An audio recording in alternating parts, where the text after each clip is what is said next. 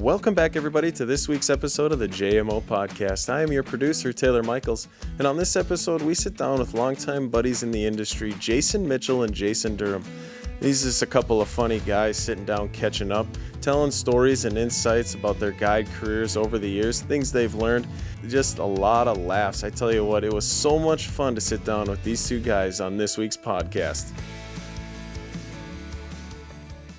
The JMO Podcast is sponsored by Long Haul Trucking. Long Haul Trucking is looking for skilled professional CDL drivers to join their team. Long Haul values their drivers and shippers like nobody else. Their employee-owned ESOP structure has them leading the industry in pay and benefits, geared towards long-term success and growth for company drivers and owner-operators. Long Haul is a people-first company, and it shows.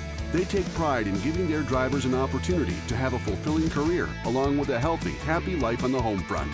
If you're a professional CDL driver, get a hold of Long Haul at 1-800-255-5153 or look them up online at longhaultrucking.com. Long Haul, running on the power of promises kept. How about this? So we've got Jason and Jason on the podcast. I'll give you each a minute and a half, 90 seconds to introduce each other. Oh, this is wonderful. So you paper, rock, scissors, who goes first? Jason Mitchell, you just won. So you have to introduce Jason Durham. You know, we've worked together for years at Clam Corporation. You know, we're both on the pro staff for Clam. We're both on the pro staff for Crestliner. And so I can't tell you how many different seminars, sports shows, media events we've done together over the years. A lot of times we were roommates. And we kind of got started about the same time. We're about the same age. You guided up at Park Rapids for years. I was guiding on Devils. I remember the first time I ever met you. Remember where we met?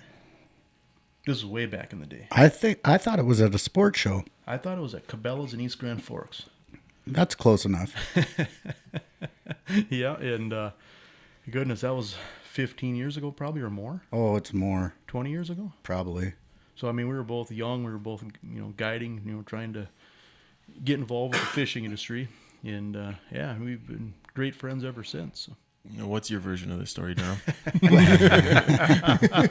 Well, we used to play in a band together. No, Mitchell and I met a long, long time ago, and talking about staying together at sports shows, my gosh, the stories that we have from over the years. Well, and it's probably not as crazy as people. We were always pretty serious about what we did. Oh, for sure. And so we were always, get up early in the morning. We didn't stay out late at night for the most part. And so you and I always kind of roomed together because that way, we both knew we'd be on time in the morning. But yeah, talk about. But just funny times in the hotel. Yeah. Yeah. Wow. So yeah, Mitchell guiding out on Devil's Lake, and I couldn't imagine how many people between the two of us we've impacted in fishing over the years. Well, what's crazy? And directly, I'm talking directly in the boat. Oh well, yeah. And that was what I loved about guiding, and that's what I thought about. I thought it'd be cool this week, to have us both on the show, is just talk, old guide stories, because I loved guiding. I loved taking people out fishing, and you get. Say this is just stereotyping, but the dad that brought his two kids out, and the two kids are on their, at that back then Game Boys before the iPhone, right? And all they want to do is sit there and play a video game. They didn't really even know if they want to even go out on the water all day. And dad's kind of dragging them with, "You're gonna come out. We're gonna go on a fishing trip, kids." And kids, they didn't even know if they wanted to be there or not. And by the end of it, they wanted to be there. They were, so you knew that you made it a difference as a guide. We saw that story play out a lot. Both you and I have. And then, seeing, parents taking their kids out for the first time, grown kids taking their parents out for the last time, and people taking their wives, spouses. Seeing more and more women taking their kids out, or wives taking their husbands out too. So that's definitely changing. A lot more women in the fishing industry now, which is great. But with guiding, you do get to touch a lot of people, and it was a lot of great memories for me for sure.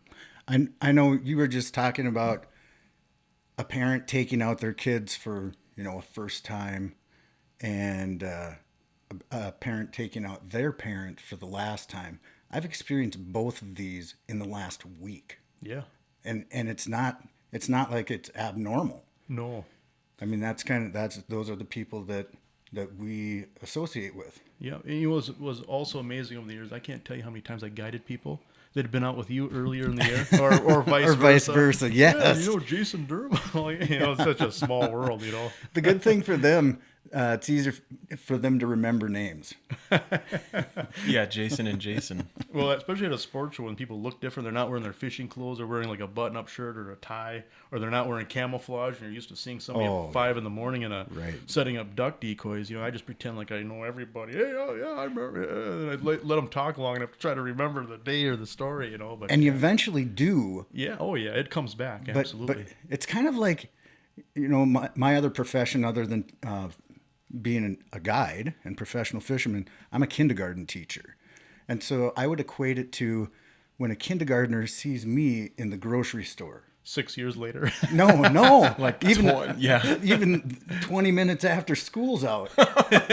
Because it's so strange for them to see me in that different setting. Oh, yeah. They all think I sleep at the school. That's where I live. Yeah, well, that's what you tell people, right? Yeah, so they don't come to my house directly. What the heck? How is that for you? I mean, you guide in the summer. I mean, it's a multi-species thing. Northern Minnesota kindergarten teacher. How's that been for you? It's been incredibly busy because I don't just guide in the summer, and fishing isn't just a pastime of mine. I have 2 full-time careers. I've got a master's degree in education, and teaching is very important to me, and it ties in so well with fishing. I mean, even the kindergarten portion of it. People say, "Oh, you teach kindergarten, you must have the patience of Job."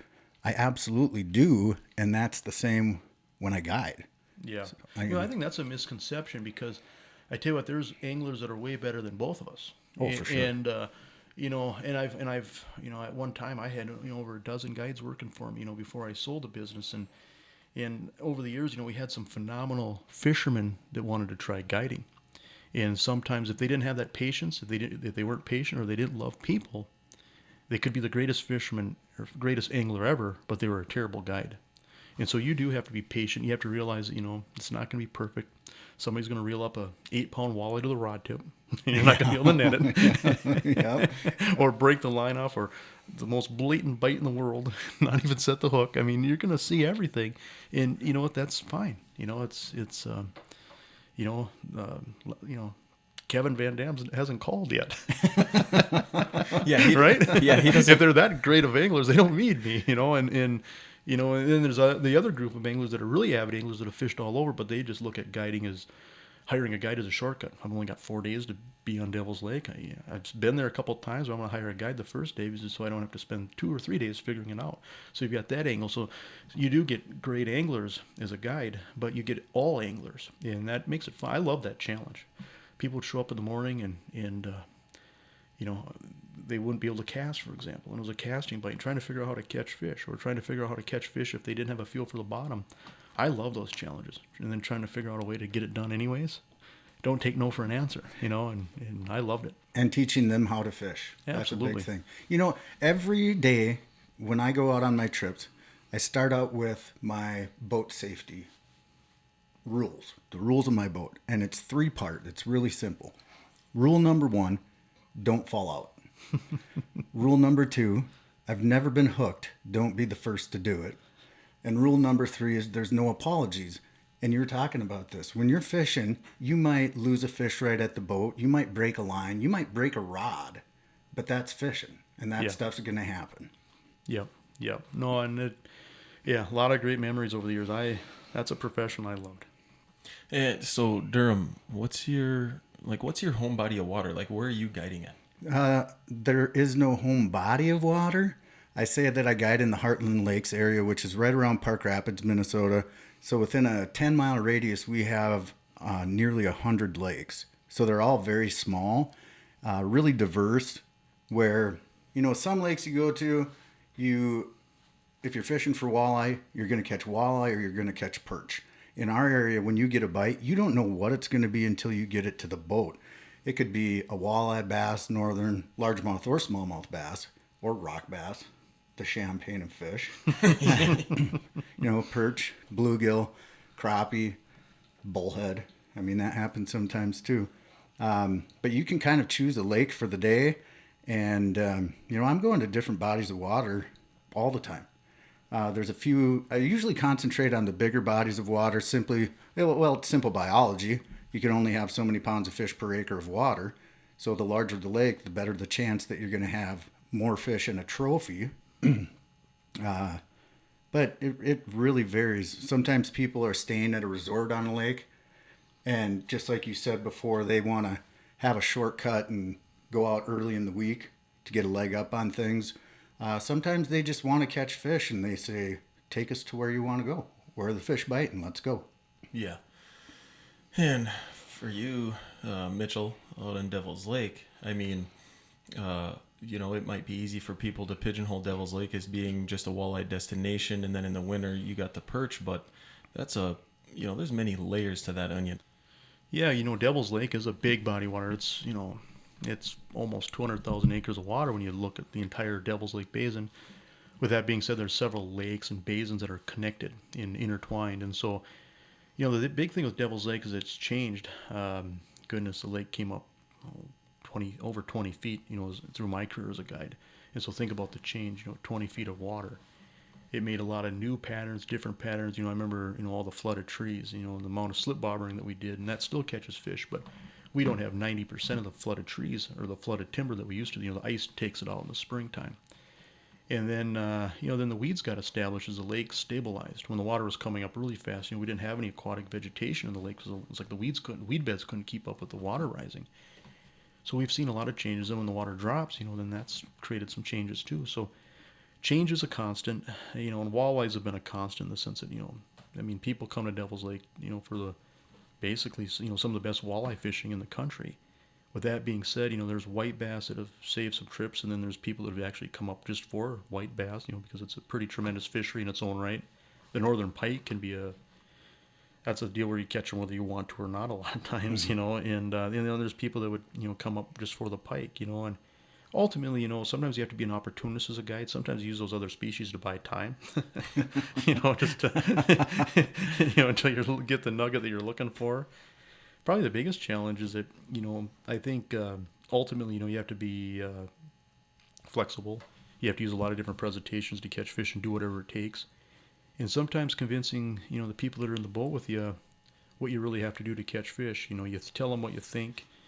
Maybe it's going to be a tough, you anticipate a tough bite because of weather. Maybe it's cold water temperatures in the springtime, or a big front that dropped the water temperature by 10 degrees and muddied up the water. And maybe you're going to have to be slowed down and methodical and, fish with like a slip bobber, where if you go 20 minutes without a bobber going under, it's like watching the paint dry on the side of a barn, and so, or maybe they saw a show or they read something or talked to somebody that caught them this way, and they just assume that that's what you need to do. And if you're not doing it that way, then you're doing something wrong. So looking back at the, say like my first 5 years of guiding, one thing that stands out to me is I was young, and I was in my early 20s, and I remember, if you weren't catching fish, people didn't necessarily give you the benefit of the doubt because you're so young. And Devil's Lake fishing was a lot different than a lot of places. And so people, say they fished in Lake Geneva in southern Wisconsin. Say they went to Leech Lake or Cass Lake or a lot of different places, Canadian Shield Lakes, and they came to Devil's Lake for the first time, and you don't have minnows in the boat. You're not using 6-pound mono. You're not getting out at 5 in the morning. You're catching fish in 7 feet of water, 6 feet of water, right below the prop, with 14-pound braid and a bottom bouncer and spinner. The bottom bouncer is 2 ounces, and you're going 1.5 miles an hour, and you don't have bait in the boat. It was different for people, and it worked if you were catching fish. If you didn't, it's like, and so, the easiest way to fix everything when you're a guide is to catch fish.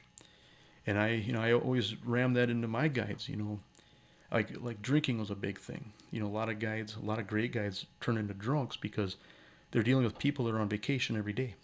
And people get on vacation, they want to unwind. They have that one night when they're there, or they probably stay up a little bit too late. The guide ends up staying up with them, and then he's not worth nothing the next morning. And so we had a rule: one drink and you go home. And you go home early and you get ready for the next day, because this is a job, and you got to be on your A game every day. And I can just remember joking that if you catch a bunch of fish, you could be passed out on the dock, do everything wrong, and if you catch a bunch of fish, it's all right. But you can't bank on that. That's why it's so important for all the little things when you're in the hospitality business or the guiding businesses. You got to make sure the food's good. You got to make sure that the cabins are right and tight. You got to make sure that your boat's ready and all your rods are ready and everything is perfect, because those are the things you can control. The weather, the fishing, those are the things you can't control. And every once in a while, you get dropped on your head, But I remember, and it took a long time it took time to be a great guide. It's not like you're just born with it.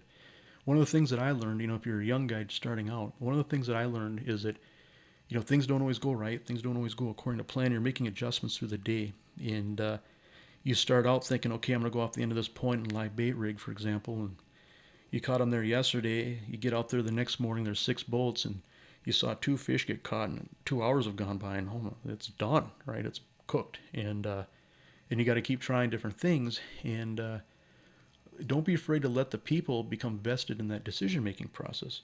Explain to people why you want to do something or what you're thinking, and let them kind of come up with the answers too. So that way you say, we've been catching all these fish deep rigging, but these weed line fish should start going. I haven't caught them up there yet because I've tried it a few times and the water was colder, but let's give this an hour and let them nod and agree with you. That way, if it doesn't pan out, they don't have the gun to your head at the end of the day. Let them become vested too. Whether it's waterfowl hunting, whatever type of guiding it is. Let those, explain what the situation is, explain what you're thinking, because otherwise people will just second guess you. If you just sit there and don't say a word all day, your mind might be going 100 miles an hour, but they don't know that. They're thinking their mind's going just as fast, thinking about everything you're doing wrong because they're not catching nothing. And so, always be communication, and that's what Durham touched on earlier. Being a kindergarten teacher, you're teaching.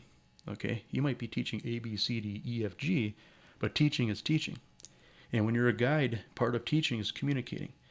If you say about as many words as a radish does through the course of the day, if you catch a bunch of fish, you can get away with it. And I've learned all these lessons the hard way because I'm not a real talkative person. I could sit for 10 days and fish and never say a word and be perfectly happy. The hardest thing that I had to learn in this industry is talking to people. Well, and that's something that I have absolutely zero problem with. If you've ever been out with me in the boat, a lot of people forget that they're fishing because I'm telling so many stories and sharing a lot of information about fishing and fish behavior. But, I think one of the things that has changed the most for me since I guided is that years ago, people wanted to come and bring home a limit of everything that they could, as big as they could. Yep. And now it's people are happy that they're not sitting in traffic or in a cubicle or at their kid's soccer practice. Or if they can't keep a fish because, it's too big, whatever, it's not the end of the world. Yeah. Yeah. It's not so much reliance upon food. It's about experience. Well, yeah, if you were to turn in your receipts to your accountant, anything fishing or hunting related, they'd be like, you should maybe go to the grocery store. That's, it's a great, having going out with your family and catching some fish and then frying them up at the end of the day and being able to sit outside because it's nice. That's as good of living as it gets, right? So that's a big important element of it, but it's not the only element. I remember, North Dakota, we have a no-call state. So once it's in the live well, you got to keep it. And in my mind, somebody catches an 18-inch walleye and say they're hardly able to cast, the fish goes in the little box, right? Because you're going to be fighting for every one, if the fish are in less than 6 feet of water. And, I just remember, having a beautiful limit of walleye swirling around the live well. They're all alive, and they're maybe, say, 15 to 19 inches. And once you know it, you have your 10th fish in the live well, and all of a sudden they pop a 21-incher or 20-incher. It's only an inch longer than the other biggest fish in there, right? And the fillet is probably only a 1/4 inch. If you try to go too quick and butcher it, it's the same length of fillet, but it's like the end of the world. Like, I can't believe we can't keep that. We can't. You can't just throw back one? Well, we shouldn't have kept those fish earlier. It's like, well, you can't predict that. No, if I knew that, I wouldn't have to guide you. Right. I'd be doing something way more important with my life. Yeah, for sure. But so Durham, Jason kind of touched on his career. What What would you say have been some of the best lessons learned from the first, say, couple of years of your guiding career that really pay dividends for you now? Oh, gosh. Well, I remember, a few of them. One, I was, I don't know, probably about 18 years old, and I had some guys that I was going to take out muskie fishing. And we were going to a lake called Man Trap Lake, and they call it that for a reason. It's a lot of bays and arms, and you really need to know where you're going. And back then, we didn't have GPS.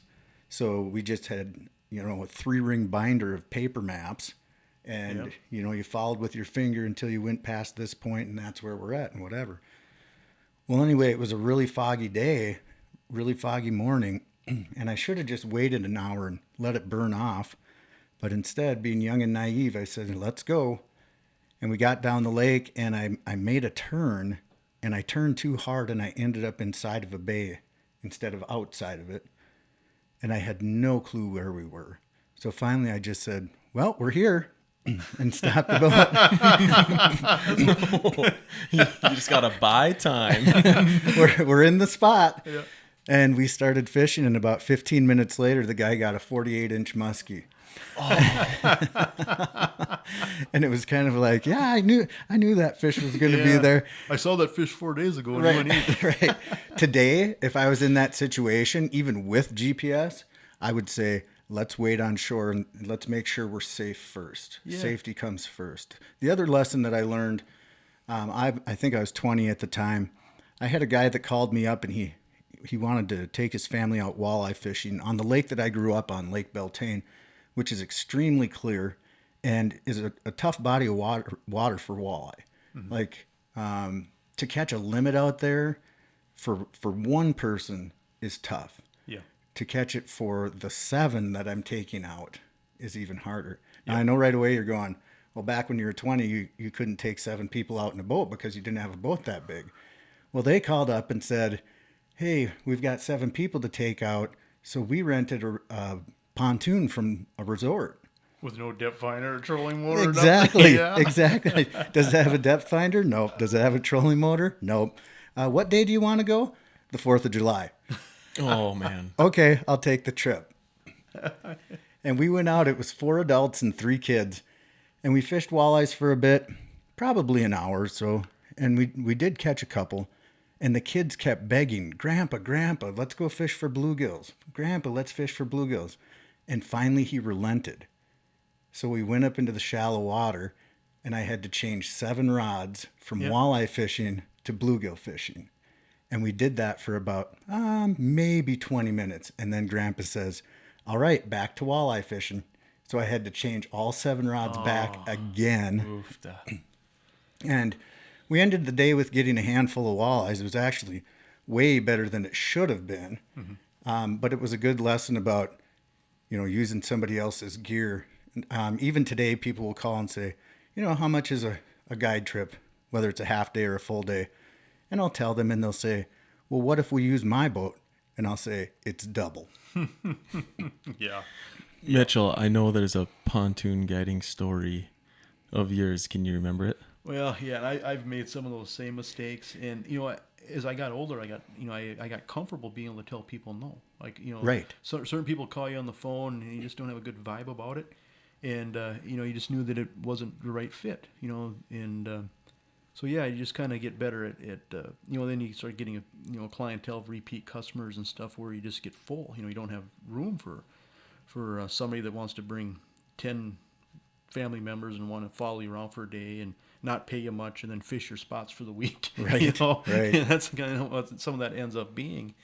And so, yeah, and I remember, there's times where, a group of 4 people at work, because it'll say 2 couples or a dad and 3 kids or something where, you just tell them, hey, it compromises the fishing because the boat only goes over so many fish in a day. Right. 2 people catch the same amount of fish as 4 people, and so for some people it worked. But I remember one time there was some type of a group that was up in Graham's Island on Devil's Lake. And they had the big RVs, like the kind that, like country music stars travel in and stuff. And there's probably about 50 of them. And they travel around the country and they meet up at different places. So this guy that was kind of the ringleader of it, he calls me up and says, hey, I got like 10 people that want to go out. we can't find a charter on Devil's Lake, but we want to hire a guy, but we all want to be in the same boat. You know, and I was just honest with them. I said, you know, we're not really set up for that. You know, all of our guiding type stuff on Devil's Lake is, you know, say 16 to a 21-foot boat, fishing boat that, you know, you take out 2 to 3 people for the day.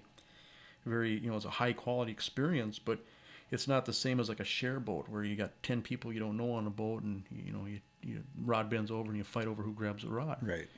And he said, well, you know, this is what we're up against, and everybody wants to fish together, and it's not so much about catching fish and stuff. We just all want to be together. And I said, well, if that's the case, I said, we can make this work.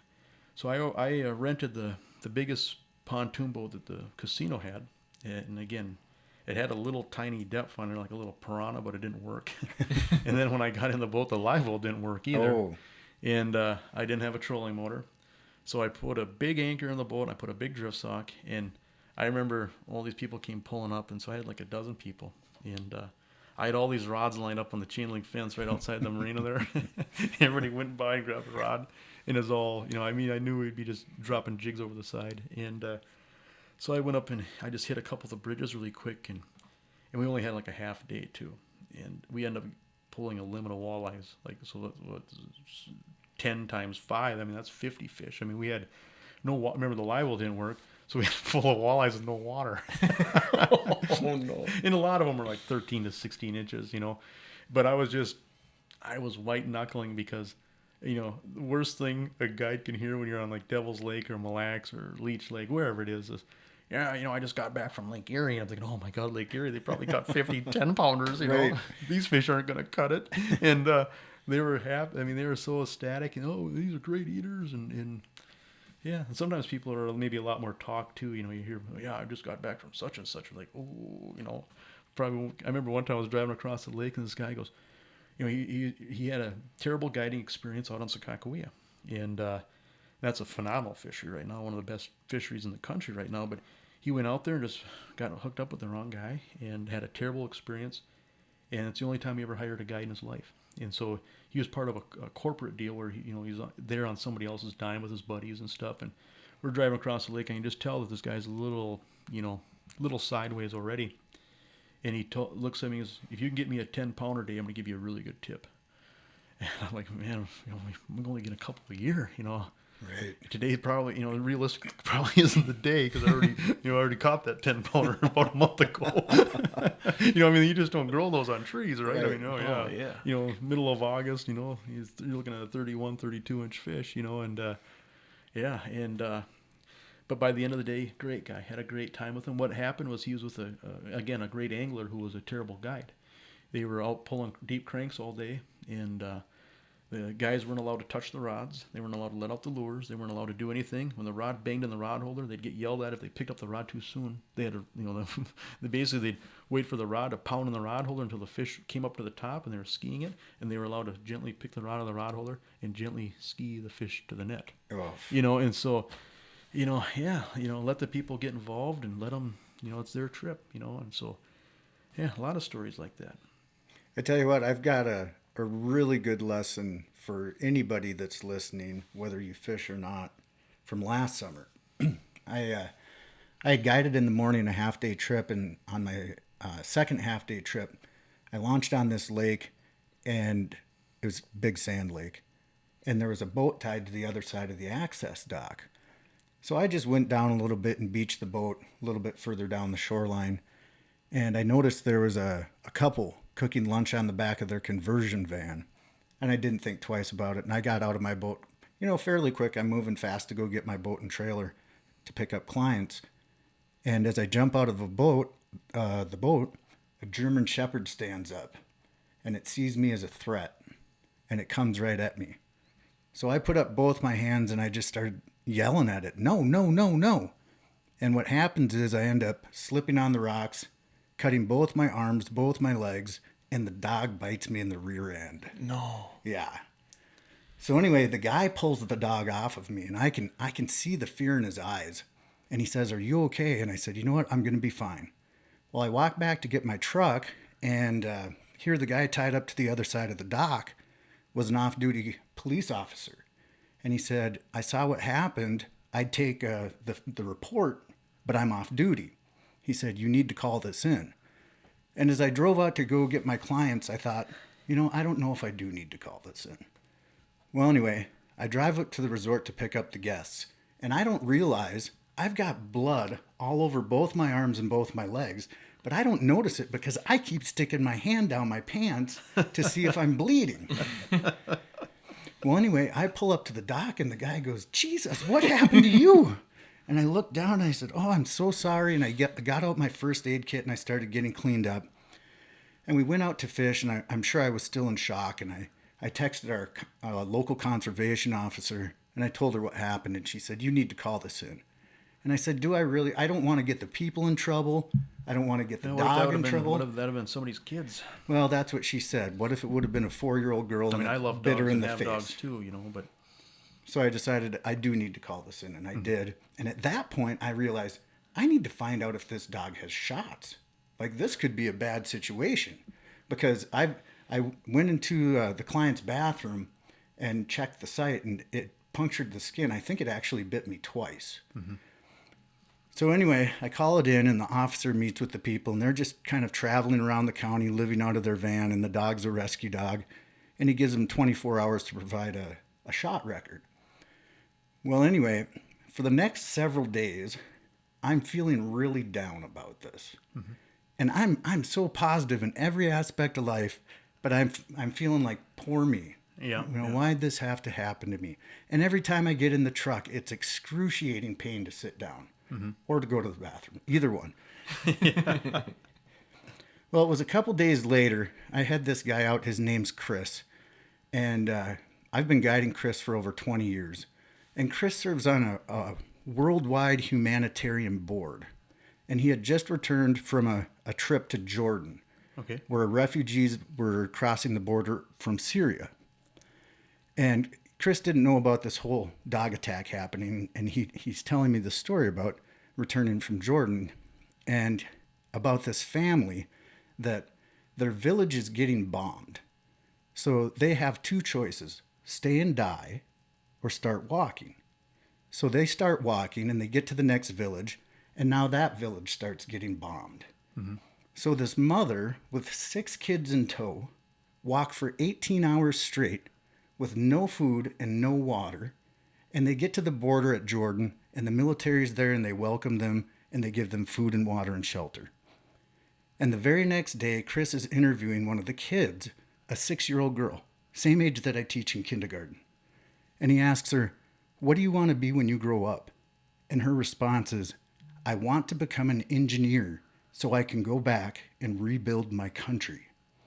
And here I'm upset because I'm getting out of my $80,000 boat to go get paid to do what I love. Yeah, absolutely. So anytime you want to feel poor me, this is such a bad situation, think about that family getting bombed.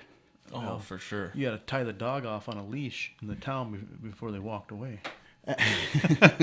We still got trouble with the dog. Yeah, we still got to sort that out. I love dogs, especially labs. But labs. But I tell you what, people that don't take care of their pets. I definitely have an aversion to dogs since that incident. Oh, and no matter what kind it is or anything. I saw a service dog. I saw a service dog in the grocery store the other day. I went out the opposite door. Mm-hmm. Anybody ever ask you guys to bring pets in the boat guiding? You know what? I had guys bring. Yeah, I liked it. Yeah, come on in. Yeah. Usually I knew if there was enough food for the dog, there was enough water and food for me.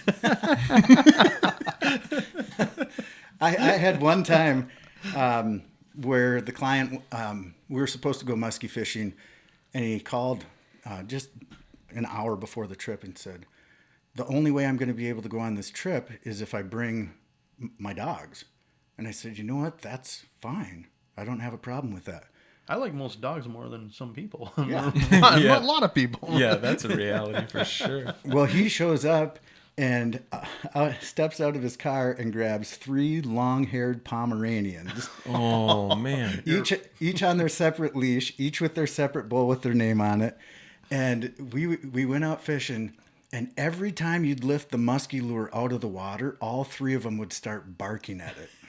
Oh my. And I just kept thinking, That's musky bait. Yeah. that's Yep. exactly what I was going to say. I just That's kept a- thinking. That's a what- top what- water. That nameplate can just kind of clack, clack, clack, clack, clack.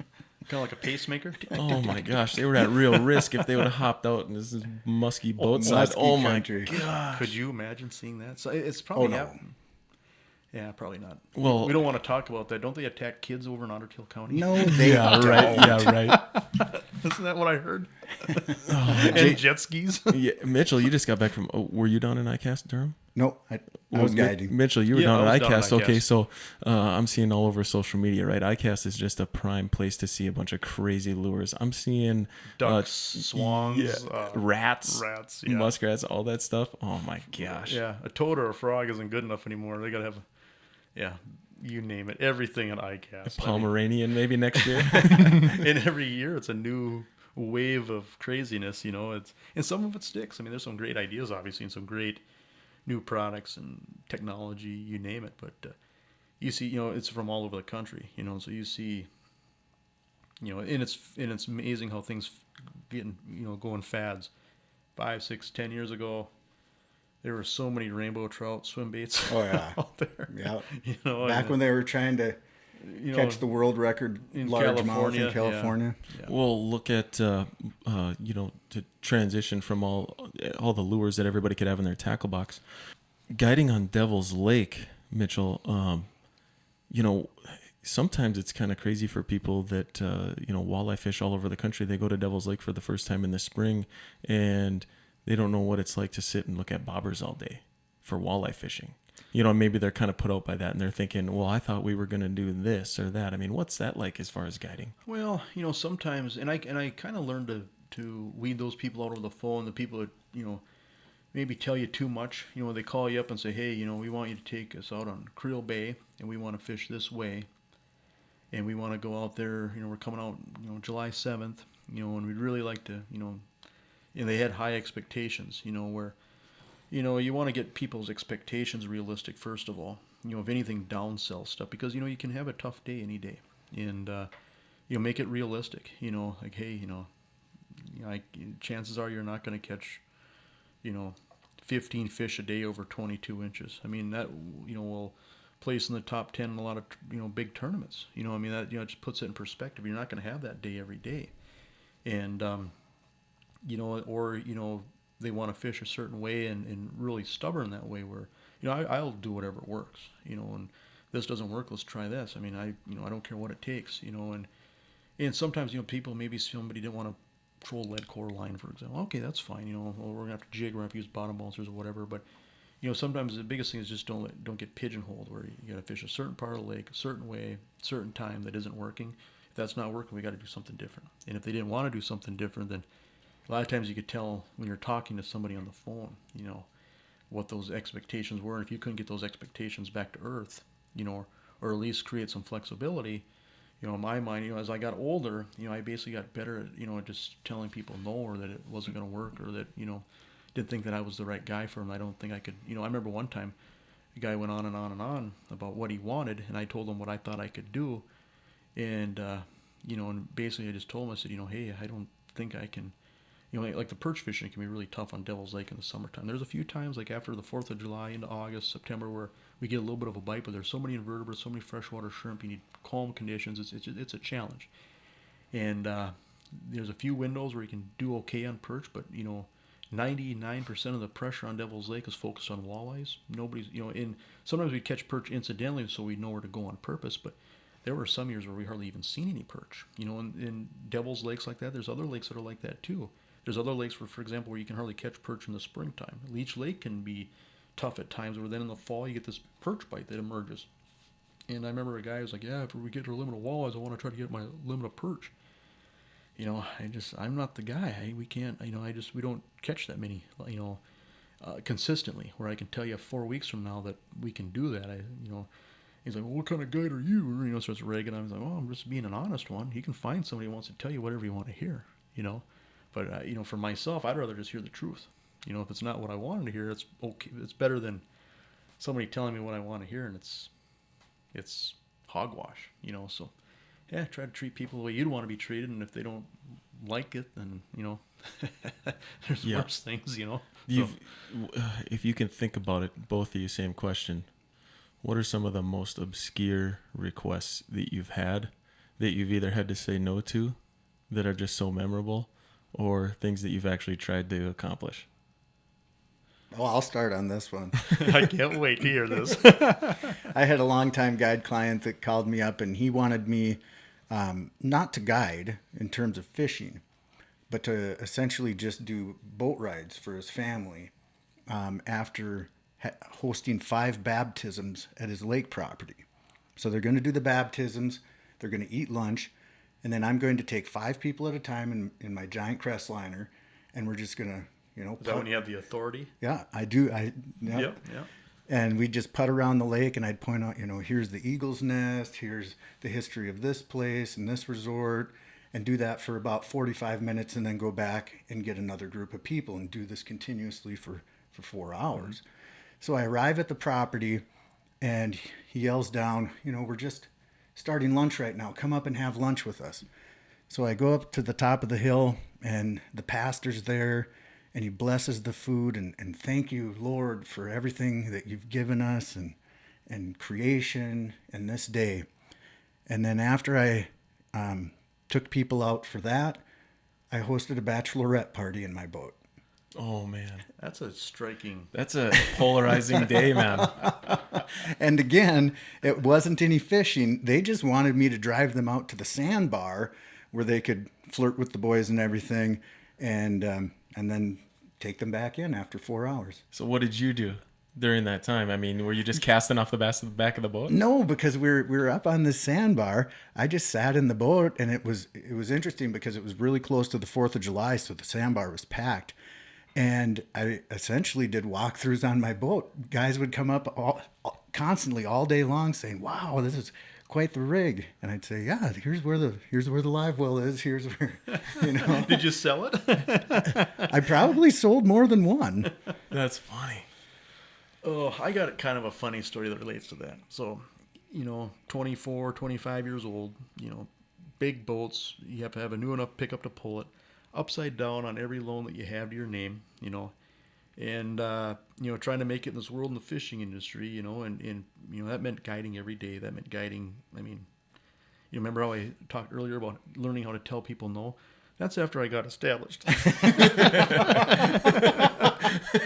was about 10 years there where I took anybody that had a heartbeat, right? So, you know what the worst ones?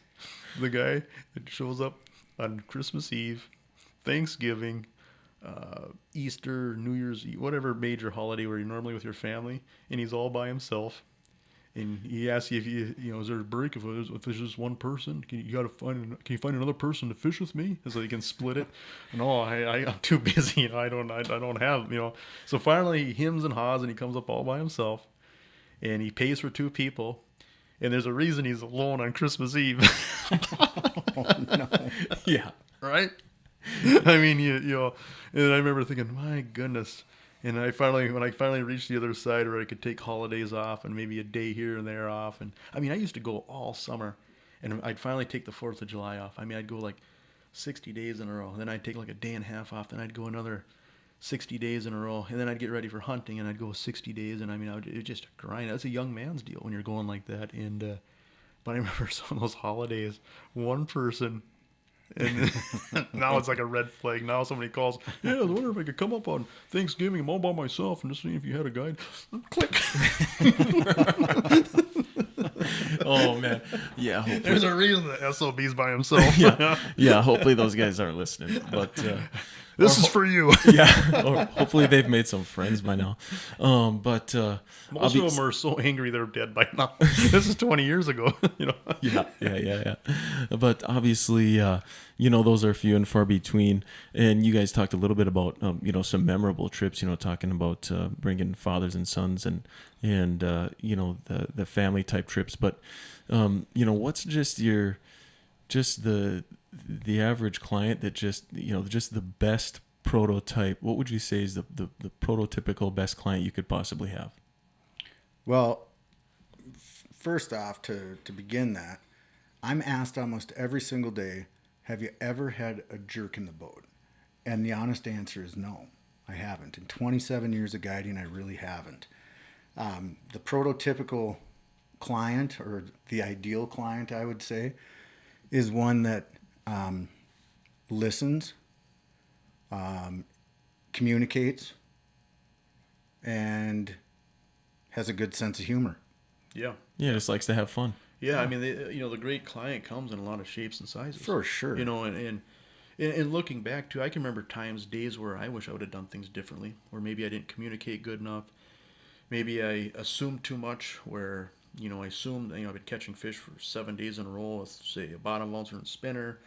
I don't have any rigging rods rigged up, and I assume I can get the 8th day out of this program and get out there thinking, oh, boy, I wish I would have, done this or done that, or...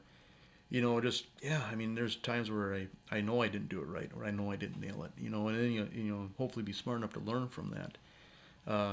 Whether it's manage expectations or, know when to, move, know when to, change presentations, whatever it is, the importance of timeliness, being there on time in the morning. You're tired from fishing 30 days in a row, spending the time to clean out all those pop bottles that are in a live well you don't plan on using, and somebody opens up that, and you're like, there's leeches in here. It takes a lot of work to do it right. And but what I loved about it, though, is there's so many people, great people. They became really good friends, and they're still friends. I still see people at sports shows. I still, talk to people on the phone and stuff that I guided for years. Many years. Watch their kids grow up, and oh goodness, just great. I remember at Christmas, I'd get all these gifts. People would make cookies for me, and they'd send them in a box. Or I remember one time I got this like really neat wooden carved decoy. I just get all kinds of stuff at Christmas time, cards, and or I'd get letters after the fact. So here's a neat. Oh, this is probably 20 years ago.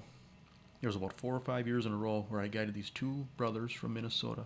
They're, I want to say they were World War I veterans. Okay, so they'd be long gone by now. And they were, early 80s when I guided them.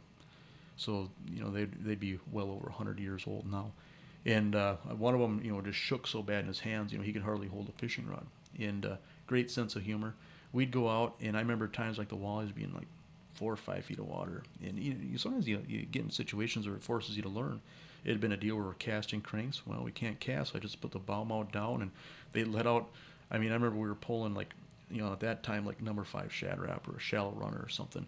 And it was like 15 feet from the rod tip, and rod tip's vibrating. We're going along with the trolling motor, wham, 3-pound walleye, and it didn't take a lot to get them excited. We caught, 5 to 10 fish in a day, nice walleyes. They were over the moon.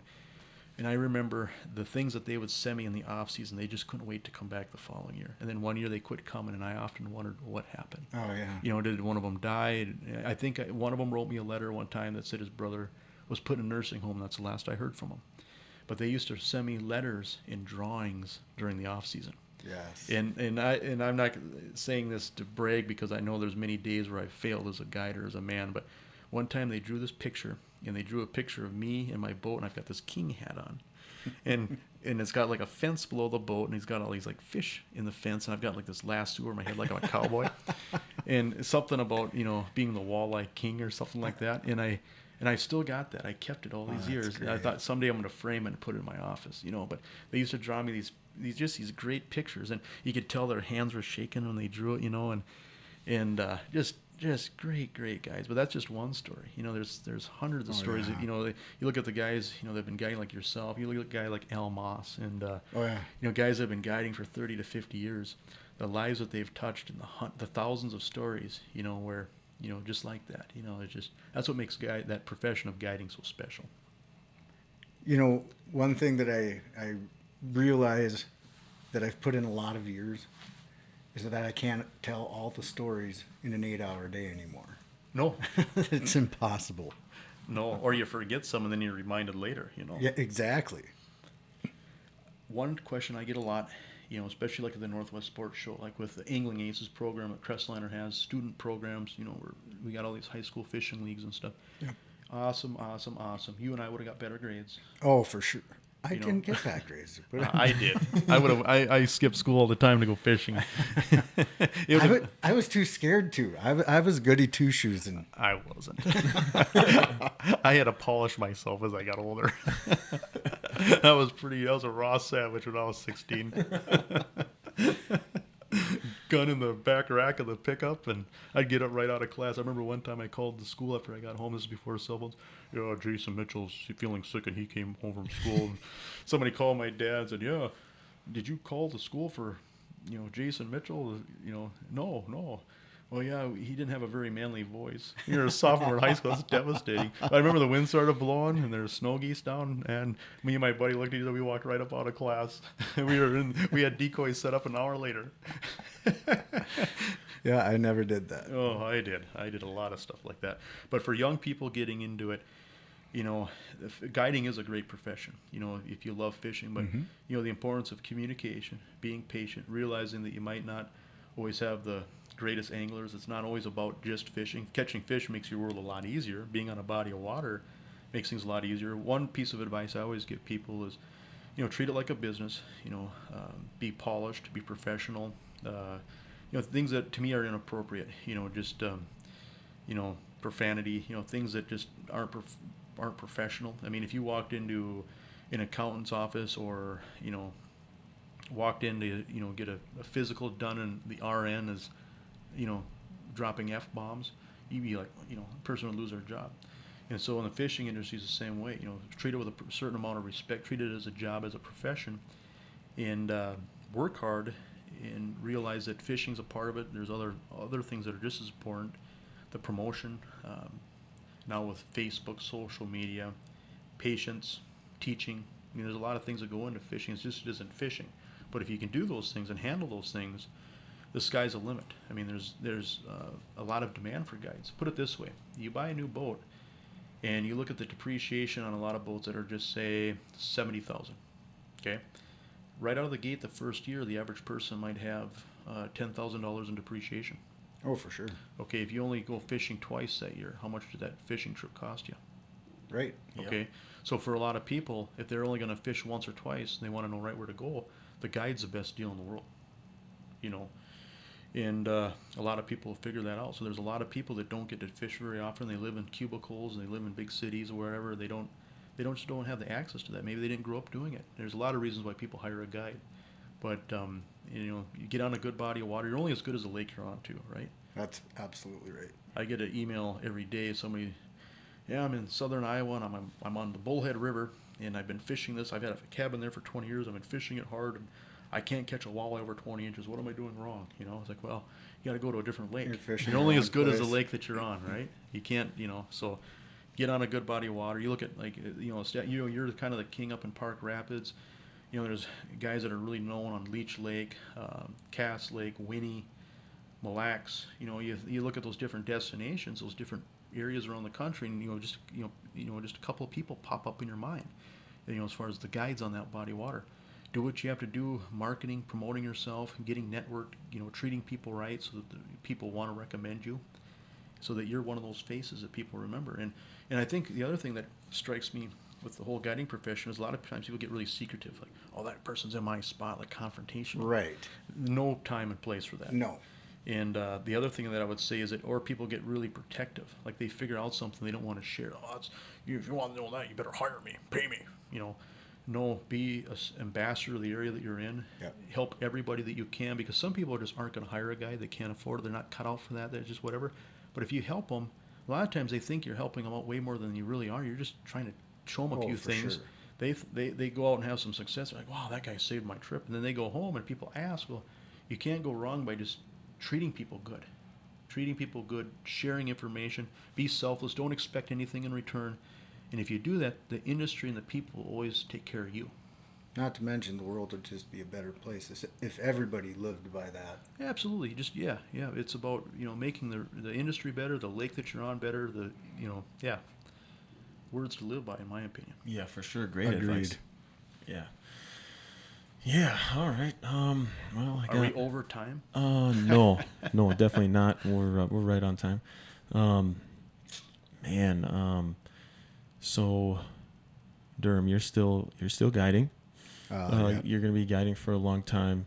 Probably the rest of my life. Hey, one thing we got to talk about is some of those white knuckle rides at the Chris Liner photo shoot when they're driving that big pontoon boat away from 3 inches away from your head. Oh my! You and I always get sucked into. Wow. Every year I'm excited to go, and every year it is absolutely terrifying. My wife's like, "What'd you do today?" I just drove in a straight line. See what happens? No. What happens is, okay. First off, the photo boat that they use is a tri-tune, so it's a pontoon that has 3 pontoons. And maybe we need to back up and explain what the photos are for. So like when you open up a boat catalog and you see a pretty boat of somebody driving wide open across a lake, and it's like kind of up over their shoulder above them, and it's just perfect, beautiful shot. You know, looks like it's from a helicopter or something. Right. Prettier than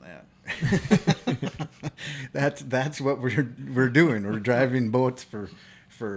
And it's fun because you get to drive them like you stole them. Yeah. Oh yeah. You're burning up somebody else's gas. You don't have to vacuum it out or clean it out. Yeah. Oh no, they even gave you clean clothes to wear. You don't even have to show up with clean clothes. That's right up your guys' alley. Oh yeah. A hat without a sweat line on it. Oh yeah. Can I keep it? Yeah, you better. Nobody's gonna want to wear it. But it is a lot of fun because that's one place where we see each other every year. We do. But yeah, driving those boats. So yeah, it's a tri-tune with twin 300 horse motors on it, so 600 horsepower, and they'll tell you, okay, you see that green boat lift straight across the bay here. What we want you to do is drive towards it, get the bow up, look like you're having a good time, and whatever you do, don't stop until we tell you to. And don't go left or right. Yeah, Because they pull up to you, you're going about 50 miles an hour. Oh yeah, and they'll and there's 3 inches from your head. They'll creep up right next to you, where sometimes the spray from their boat is actually hitting the side of your boat. So at 50 miles an hour. At So 50 you're miles focusing on this. You don't know about the wake that's in front of you or whatever. So I mean, you're just. Oh man. I mean, there's a lot of things going through your mind, you know. Yeah, and you don't have a police escort, so if somebody just so happened to pull a jet ski out at the wrong time, you wouldn't even know it. Right. Yeah. Well, you know what you do is you don't focus on the pontoon, you focus on everything else, and you let them work off of you. Yep. And hope that their driving is as good as yours. That's all you can do. Well, the other thing that I should explain about the pontoon is that it's got a custom-made aluminum truss that comes up 8 feet off of the deck, and then goes, I think it's 8 feet. Over the port and starboard side, so it's like a big Catwalk, letter. yeah. It's like a big letter. And they T. hang off of it and take pictures and video of you as you drive side by side, 6 inches apart. Yeah, so they'll put the photographer on one end of this and somebody else on the other end to balance it out. Well, I had a really terrifying incident because, okay, first off, when I say they tell you don't stop until we tell you to stop, they run you really close to shore. Like you think they've forgotten every single time. They're just going to let me ram it right up on the beach. And at the very last second, they say... Yeah, so now you're trying to look at your GPS while all this is going on. Yes, Oh, yes. Like, Oh, yeah. Do I dare reach my hand up to zoom in? Right? And then at the Again, last... it's somebody else's problem. Yeah. At Somebody the else's gas. But you don't want to bust your teeth out either. No, the last second they'll say, all right, stop. And you're in the weeds and there's mud coming up off the bottom. Well, I was... riding passenger, they wanted to do a night shot, running night shot. And we had a pro staffer from Canada at the time, and he had never been to this before. So since it's going to be right at dusk, they want the anchor light up and they want the bow light on. Mm-hmm. And that's exactly what they tell us. You know, drive towards this boat lift, get the bow up, look like you're having a good time, and don't stop until we tell you to stop. Well, we're driving, and this guy freaks out. He thinks they've forgotten to tell us. So he totally lets off of the throttle, and all I hear is metal on metal. Oh. And think that we're dead. Well, what happened was that catwalk hit the stern light of the boat, and the photographer was shooting at 15 frames per second, so you could see it just bend, snap right off. Oh. And nobody was hurt. Nothing else got scratched or anything. But yeah, it was one of the scariest situations I've been in there. I always like to be driving. I'm sure yeah. you're the same Oh, way. yes, But for like I'll sure. get with somebody else, and I know that they haven't. I mean, I spent a lot of time in a boat, And so it's like, yeah, give me the wheel. I'll drive this. Yeah. And if we do hit a wall, at least, And so I'm nervous when some of the other guys drive because I know they haven't driven a lot, and so. Well, So when you see a pretty catalog of all these pretty pictures, that's the story. Durham and I are bonding. And Same cabin. and very handsome models. For sure. I guess you'd call us models. Well, you keep getting called back anyway, Well, That's because we're, yeah. Yeah. Yeah. we're all they've got. Okay. Well, great story. Where I was going with that was, I thought it'd be fun. So Durham, you're still guiding. You've got, you're in the prime of your life. Realistically, you've got thousands of future prospective clients in the world living right now.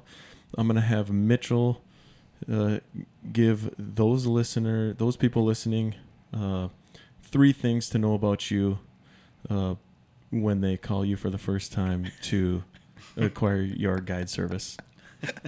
We'll give him, we'll play some music like you're on hold. We'll give Mitchell 30 seconds to think of this. 3 things. In all honesty, if you're in the Park Rapids, which a lot of people go up for the northern Minnesota lake experience, the s'mores, bonfires, lots of great resorts in the area, lots of lakes. People are going up there, they're tubing, they're skiing, they're doing all the things of northern Minnesota. And if you want to break your family trip up with fishing, and you've got a couple of kids and you want more than anything, you just hope that these kids get off their iPads for a little while. And maybe they've been exposed to fishing, maybe they haven't, maybe they don't even like fishing, they'd rather be doing something else, and you wish it was different. I wish my kids got into fishing, 'cause I like to fish, and I'd fish more if my kids would like it. If that is in your brain, I can honestly think of no better person to call than my friend Jason Durham, and I've always been so proud to call him my friend. Okay, so reason number 1 is that he's your friend. What's reason number 2? I'm gonna cry, Durham. I doubt that. You do guys are too. just smiling and laughing too much. Can I go there for won't the be any tears. Can I go for the kill? Yeah. Yes. No, I mean, just a great guy. Whenever I'm around him, I'm laughing all day. We're always smiling. We're always having fun. We never have bad days. And We've never had a bad day. And here's something else I'll tell you about my friend here. He's also a phenomenal teacher. And I remember and I've got kids. And I remember one time I was talking to him, boy, these kids, that's the theme of every generation, right? Is, oh boy, these kids, they're not the same. And I couldn't imagine how tough it'd be to be a teacher. And I think it has gotten a lot harder to be a teacher. I think we've got a problem in this country where a lot of parents are raising kids without any discipline, without any common sense.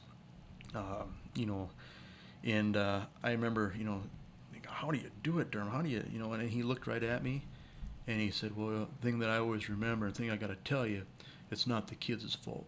And I thought, here's a guy that probably hears everything, takes absolute abuse from some crazy parents, has some kids that have, really disadvantaged because of the environment that they're growing up in. And here's the first teacher that these kids ever encounter is Mr. Durham, who cares, who gives a crap. Doesn't matter who this kid's parents are. It isn't your fault. And some of the things that he's told me over the years, like what do you do in the active? Well, what I do is I let them get crazy for 10 minutes, then we reset the button. Like, oh, genius. He is a master with kids. I bet he's like the greatest kindergarten teacher ever. He never taught me kindergarten, but and you look at how that translates to his guiding, it's just a natural fit, So, awesome dude. Right on, man. Hats off to you. I don't have any reason why, but just tell everybody 3 things about your friend Jason Mitchell. Oh, okay. This is easy. First off, I always tell him. I tell him this, Mitchell, on your TV shows, if you had the same personality on the show that you do in real life and the same sense of humor on the show, that you'd have triple the viewers. Because even though R-rated.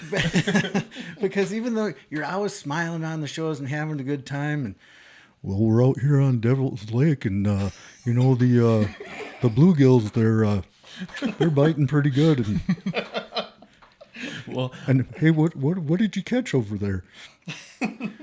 But you get in with him in real life, and oh my gosh, he's one of the funniest people I know, and maybe it's just our two personalities together that it just clicks.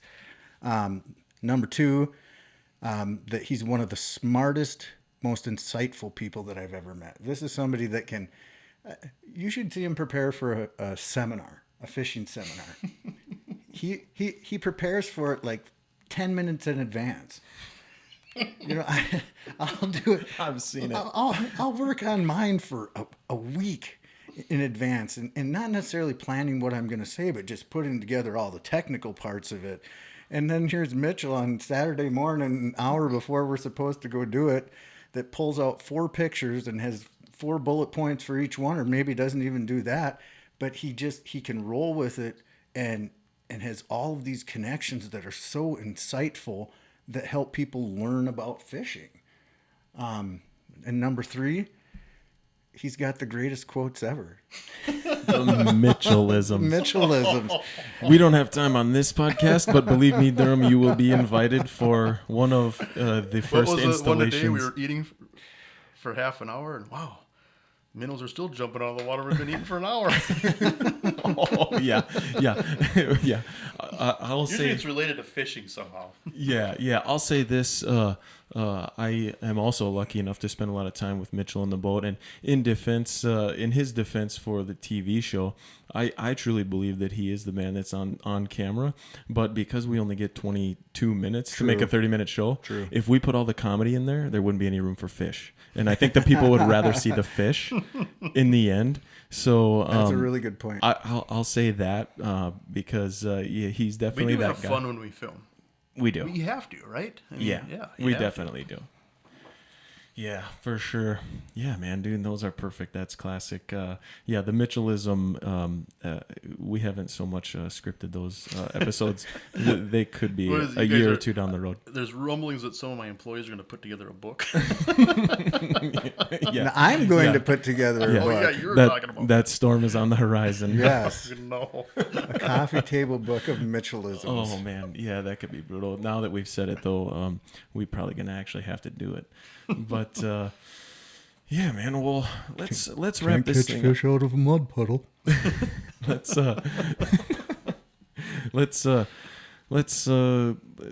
have some sort of a conclusion to this. Just like final thoughts. We really wanted to set out to have just a great conversation between the two of you guys about your, just guiding careers and the guiding industry, and just insights and stories and all really great stuff. Just anything that you think we've left out, any cool lessons to be learned, any tips? Lessons to be learned. There's always going to be lessons to be learned. That's never going to go away from anybody. And if you think it is, then you've already stopped learning. So yeah, you look at the technology. One thing I would say too is that when I was younger, man, I latched on to anything, and granted it was a lot simpler, right? Like, wow, a GPS, and then it's a GPS with a lake map. Not a lake contour map, but like blue signifying that you're on water. Well, even think about this, Mitchell. Like glomming onto anything. Think about when you got your first issue of In Fisherman. Oh yeah, I used to. Or the Bass Pro Shops magazine. I used to stand at the Piggly Wiggly in Minot, and I just stand there for hours. Yep. I remember the Larry Topple art. I was just fascinated by it. Like the first time I ever saw, oh my, I just stare at it. Like it was just like it's mesmerizing. Oh yes, it was sacred paper. I mean, it was wow. So yeah, I mean, and I just latch on. In the old saying that the older you are, the old dog can't learn new tricks. As I've gotten older, I got to work 5 times harder now to keep up with the GPS stuff and sonar logging and all the things that are out there now. I got to work. It's like I got to work harder at it, and I know I got to work harder at it. Otherwise, I get left in the dust. And so that's probably the biggest thing is that keep learning. That's what's fun. I love learning. I love just being a student of fishing, and just whether it's different species, get out of your comfort zone, and I'm just in love with fishing. As am I. Yeah. All right, man. Well, awesome to have you on, Durham. Jason, I'm glad you guys had time to do this. This is the first of many, I think. I hope so. Fun times, buddy. Thanks for having Good times. Thanks for coming on. No, thank you. Thanks again for joining us on another episode of the JMO Podcast. Head on down to the comment section. Let us know your thoughts, and if there's anything you'd like to hear on a future episode, we'd love to hear about it.